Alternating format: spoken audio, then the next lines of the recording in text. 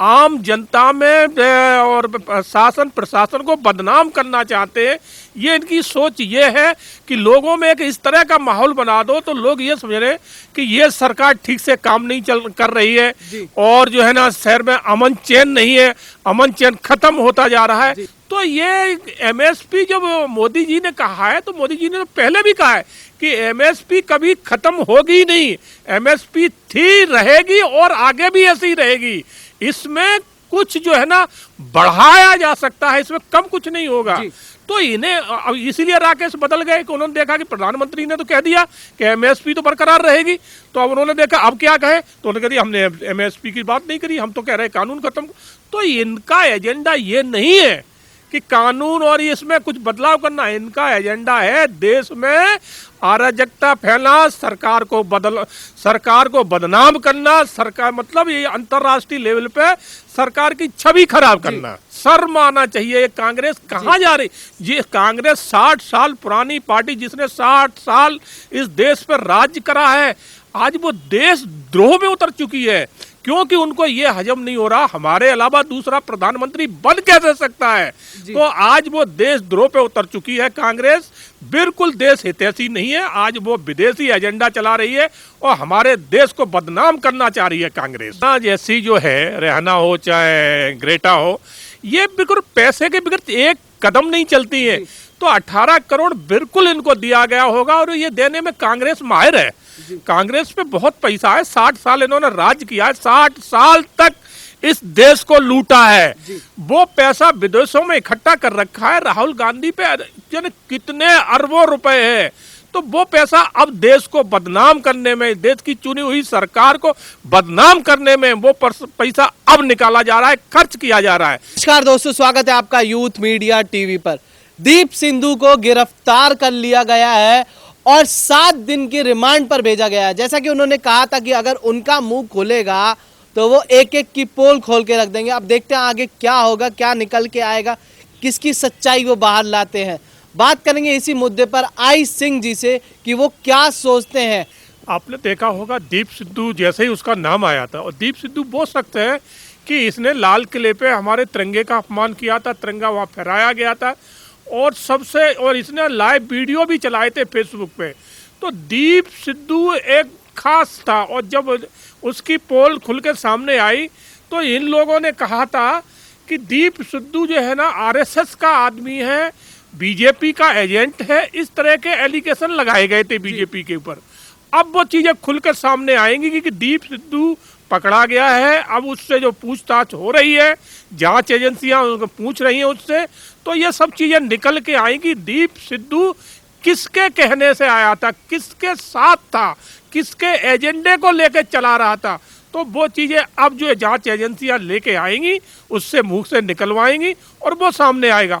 और आपको एक चीज और बताऊं कि ये अब जो किसान है ये अब बेनकाब होंगे क्योंकि दीप सिंधु इनके साथ बैठा हुआ था, इनके हर मंच पे वो नजर आता था, तो अब ये बेनकाब होंगे।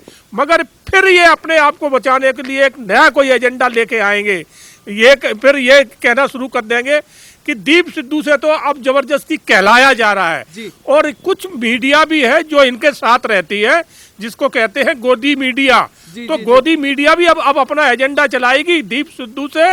इन जो है ना बेकसूर लोगों का जो किसान का एक एजेंट, किसान हित की बात करने वालों का अब जानबूझ के फंसाया जा रहा है।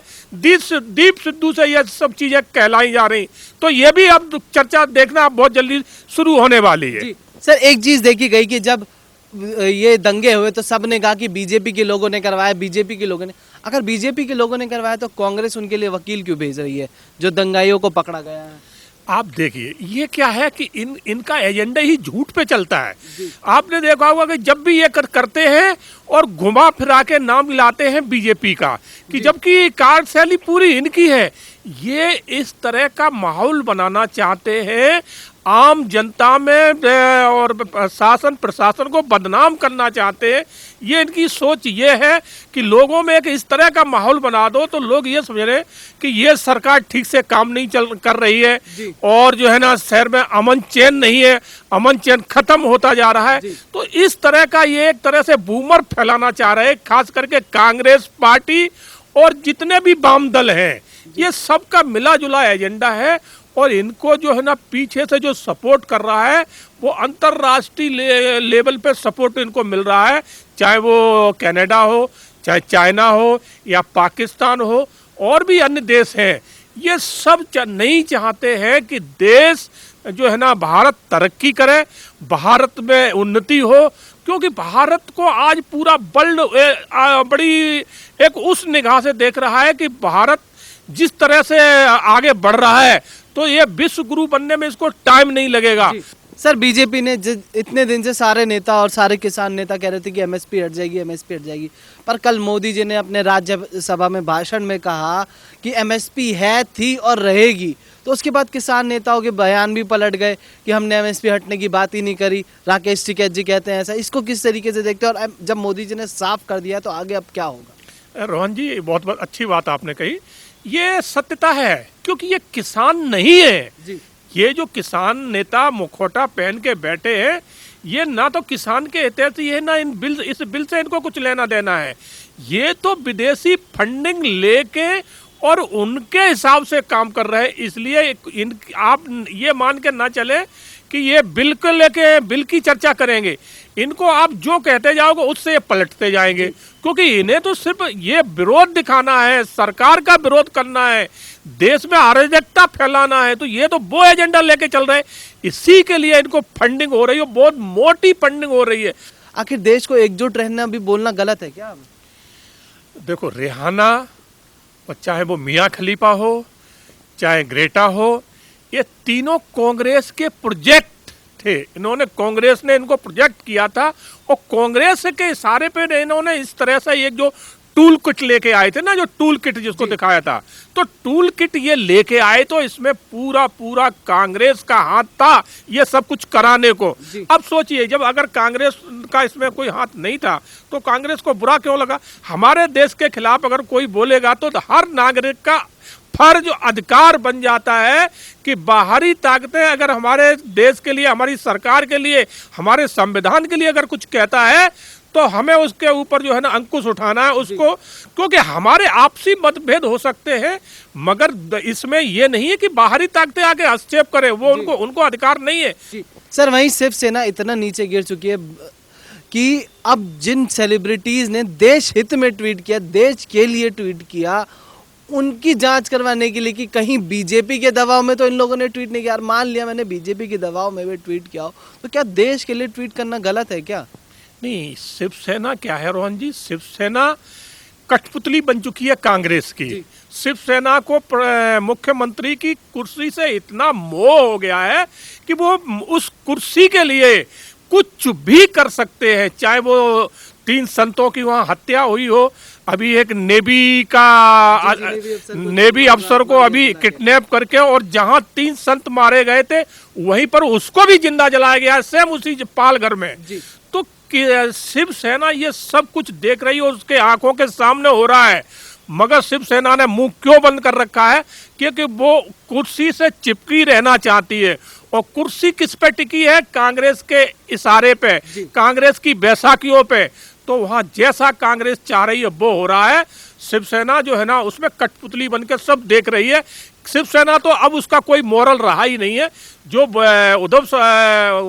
बाला साहब ठाकरे थे, उनके पुत्र उद्धव ठाकरे हैं, उनकी बिल्कुल नियत और उनका सब कुछ खत्म हो चुका है। बाला साहब ठाकरे तो देश हित में बात करते थे, अगर देश के लिए किसी ने बोला तो उसके साथ खड़े रहते थे चाहे कुछ भी हो जाए, पर यहाँ पर तो पूरा ही उल्टा हो गया है। इस पर क्या कहना है? ये उल्टा इसलिए हो गया कि उनको, मैंने कहा ना, कुर्सी से मोह है, सत्ता से मोह है कि इस कुर्सी हमें बनी रहना चाहिए, हम यहाँ के सीएम बने रहें।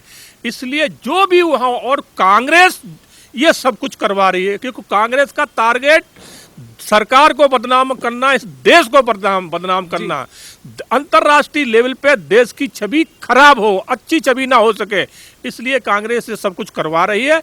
और ये लोग अपने सत्ता के लालच में ये सब कुछ वहां करवा रहे हैं। जी सर, एक चीज़ और निकल के आई कि रिहाना ने 18 करोड़ लेकर एक ट्वीट किया था। एक कनाडा की कंपनी है PR एजेंसी, उसने 18 करोड़ रुपए दिए रिहाना को, उसके बाद उन्होंने ट्वीट किया। इस पर क्या कहना चाहिए? बिल्कुल, रेहाना जैसी जो है, रेहाना हो चाहे ग्रेटा हो, ये बिल्कुल पैसे के बगैर एक कदम नहीं चलती है। तो 18 करोड़ बिल्कुल इनको दिया गया होगा और ये देने में कांग्रेस माहिर है। कांग्रेस पे बहुत पैसा है, 60 साल इन्होंने राज किया है, 60 साल तक इस देश को लूटा है। वो पैसा विदेशों में इकट्ठा कर रखा है। राहुल गांधी पे कितने अरबों रुपए है, तो वो पैसा अब देश को बदनाम करने में, देश की चुनी हुई सरकार को बदनाम करने में वो पैसा अब निकाला जा रहा है, खर्च किया जा रहा है। सर एक चीज़ और देखिए कि जिस एजेंसी ने रिहाना को 18 करोड़ रुपए दिया, उसी के मालिक की एक वीडियो निकल के आती है जो खुद खालिस्तानी सपोर्टर है। उसकी एक वीडियो निकल के आती है कि किसान आंदोलन भले ही ख़त्म हो जाए, मोहम्मद धालीवाल उसका नाम है, किसान आंदोलन भले ही ख़त्म हो जाए पर जो खालिस्तान का आंदोलन है वो जारी रहेगा, वो चलता रहेगा। इस पर आप क्या कहना चाहेंगे? बिल्कुल बिल्कुल, बहुत अच्छी बात है। एक धालीवाल जो है ना, ये शुरू से ही एजेंडा चला रहा है खालिस्तान का, और वो खालिस्तान का एजेंडा चलाने वही उसी की फंडिंग वहां से कर रहा है। और उसी के कहने अनुसार यहाँ पर जितने ये बैठे हैं जो खालिस्तान के नाम से यहाँ पर जो अपना प्रोटेस्ट चला रहे हैं, तो वो धालीवाल वो पूरा वहाँ से देख रहा है। जो आपने देखा होगा जब इस आंदोलन की शुरुआत हुई, उस टाइम खालिस्तान के नारे कहाँ लगे थे? कनाडा में। तो ये सब इनकी हम बता रहे हैं कि रणनीति है देश को बदनाम करने की। खालिस्तान उसमें अपना फायदा सोच रहा है कि किसान के नाम से हम भी अपनी जो है ना यहाँ पर भारत में अपना एजेंडा चलाते हैं। खालिस्तान क्योंकि उनके मंसूबे पूरे तो हुए नहीं है और ना कभी भारत में हो सकेंगे, मगर कोशिश कर रहे हैं, वो लगे हैं, तो वो फंडिंग दे रहे हैं। और ये राकेश टिकैत और योगेंद्र यादव जैसे पैसा लेके और जो है ना देश को बदनाम करने के लिए बैठे। सर अब आगे क्या लगता है आपको, आखिर किसान आंदोलन को क्या होगा? कि क्योंकि किसान जो नेता है वो पीछे हटने को तो तैयार हो ही नहीं रहे हैं। जहाँ तक मोदी जी ने साफ साफ कह भी दिया, उसके बावजूद सब अपने बयान बदल रहे हैं। तो आखिर क्या होगा अब आगे? बिल्कुल, सरकार अपनी जगह है और सरकार बार बार कह रही है कि आइए हमारे साथ बैठिए, हम इसमें संशोधन जहाँ भी होगा करेंगे, मगर संशोधन तो ये चाह ही नहीं रहे। सरकार ने सर साफ ये भी वो कर दिया है कि वो कानून वापस नहीं लेंगे। ना, कानून वापस नहीं होगा, बिल्कुल सत्यता है। सरकार कह चुकी है कि कानून वापस नहीं होगा। इसमें कहीं कमी पेशी अगर नजर आ रही तो उसको सुधार कर सकते हैं, क्योंकि कानून तो ऐसे कानून बड़ी मुश्किल से पहली बार तो बने हैं। स्वामीनाथन आयोग जो है ना कांग्रेस के टाइम आया था और ये उसको लागू नहीं कर पाए। तो ये जो 3 बिल बने हैं किसान हित के, ये स्वामीनाथन आयोग के ही सिफारिश पे बने हैं। तो इसमें कुछ कमी है ही नहीं, ये तो किसान हित के हैं। और किसान भी जान रहा है, आज पूरा देश का किसान जानता है कि ये बिल उसके हित के हैं। मगर ये कुछ दलाल किसान नेता बन के बैठे जो विदेशी फंड लेके ये वो प्रोटेस्ट कर रहे हैं। देश का किसान अपने काम में लगा है, उसके पास ना समय है प्रोटेस्ट करने का, ना इतना वो फालतू है। धन्यवाद।